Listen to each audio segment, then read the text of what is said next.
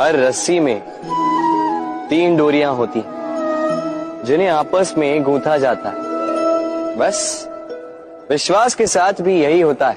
यदि आप उसके साथ विश्वास का बंधन जोड़ें जो आपकी जीवन की ये 3 डोरियां जानता है, समझता है। पहला, आपकी मुस्कान के पीछे छिपी आपकी पीड़ा। दूसरा, आपके क्रोध के पीछे छिपा आपका प्रेम। और तीसरा, आपके मौन के पीछे छिपी आपकी शब्दों की ज्वालामुखी, आपकी विवशता।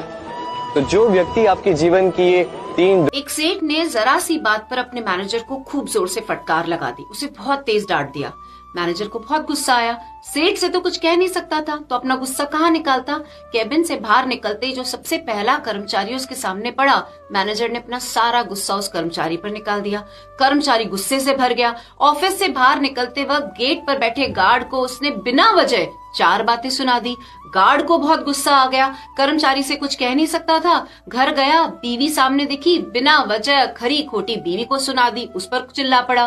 बीवी गुस्से में भर गई। पति को कुछ कह नहीं सकती थी। सामने बच्चा टीवी देखते हुए दिखाई दिया, उसको 2 चमाट लगाई गुस्से में। सारा दिन टीवी देखता रहता है, पढ़ाई नहीं करता, कुछ काम का नहीं है, निकम्मा हुए जा रहा है। उस बच्चे को डांट लगा दी। बच्चा गुस्से में भर गया, तन तनाता हुआ घर से बाहर निकला। सामने रोड पर एक कुत्ता बैठा हुआ था। एक पत्थर उठाया और उस कुत्ते पर फेंक दिया। कुत्ता हड़बड़ा कर उठा, भैया मैंने तो कुछ किया नहीं, मुझे पत्थर क्यों मारा।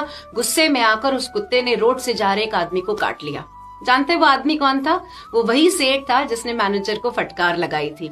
और जब तक सेठ जिया वो यही सोचता रहा, मैं तो इस कुत्ते को रोज रोटी खिलाता हूँ, ये मेरे आगे दुम हिलाता है, इसने मुझे उस दिन क्यों काटा।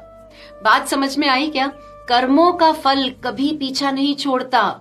जाने अनजाने हमारे व्यवहार से न जाने कितने लोग दुखी होते होंगे, परेशान होते होंगे, शायद उनका नुकसान भी होता होगा और हम इस बात से अनजान रहते हैं, क्योंकि हम तो सेठ की तरह अपनी मस्ती में मस्त रहते हैं। लेकिन ईश्वर सबका हिसाब रखता है, किसी और के द्वारा ही सही, पर जो आपने दूसरों को दिया है वो आपके पास लौट कर आएगा ही आएगा।